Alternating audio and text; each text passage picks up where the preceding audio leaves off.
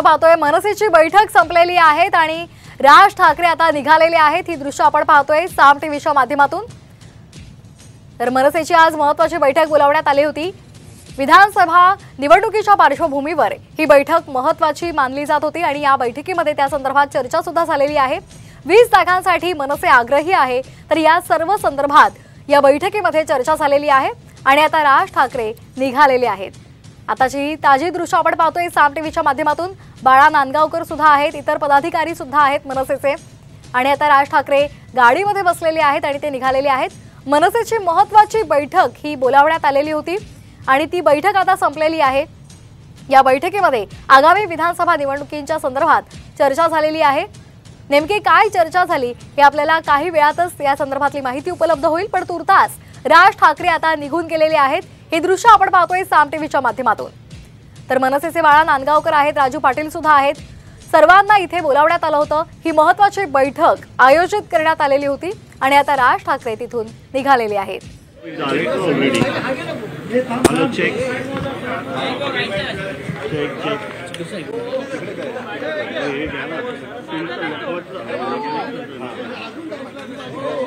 Hello, आवाज येतोय ना?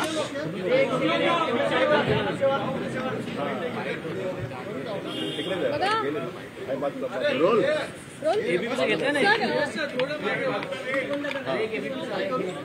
सर आज बैठक ए बघा तुमची गडबड संपू द्या।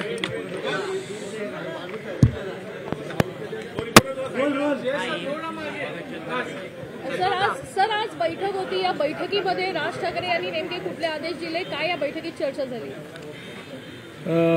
खरं आता सगळ्यांनाच विधानसभेच्या तयारीचे आदेश ज्यावेळेला शिवाजी पार्क या ठिकाणी आमचा गुढीपाडवा मेळावा झाला त्यावेळेला सांगितलं होतं आणि त्याचप्रमाणे आताही तशाच प्रकारचे आदेश दिलेले आहेत आणि त्यामुळे आता सगळेच कार्यकर्ते पदाधिकारी महाराष्ट्रातून आलेले होते, त्यामुळे सगळेच पदाधिकारी आता आदेश मिळाल्यामुळे आपापल्या मतदारसंघामध्ये आता जोरात कामाला लागतील आणि निश्चितपणे विधानसभेची पूर्णपणे जिंकून आणण्याच्या भावना घेऊन आता पदाधिकारी जातील आणि आपल्या कामाला लागतील। किती मतदारसंघामध्ये काय वगैरे असं लढणार आहात,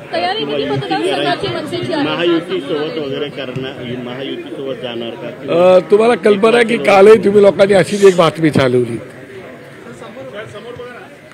आणि ती बातमी एवढ्या जागा मिळणार, तेवढ्या जागा मिळणार, अमुक तमुक, हा मतदारसंघ तो मतदारसंघ, म्हणजे आम्हीच कन्फ्यूज झालो। मी त्या झीवाल्याला फोन सुद्धा लावला, अरे बाबा तुलाही बातमी कुठून आली, जे आम्हाला अजून माहिती नाही, परंतु बातमी आली होती। पण तसं काही नाही आहे, कारण आमचं कोणासोबत बोलणंही चालू नाही आणि कोणाबरोबर बोलणं करणार आम्ही।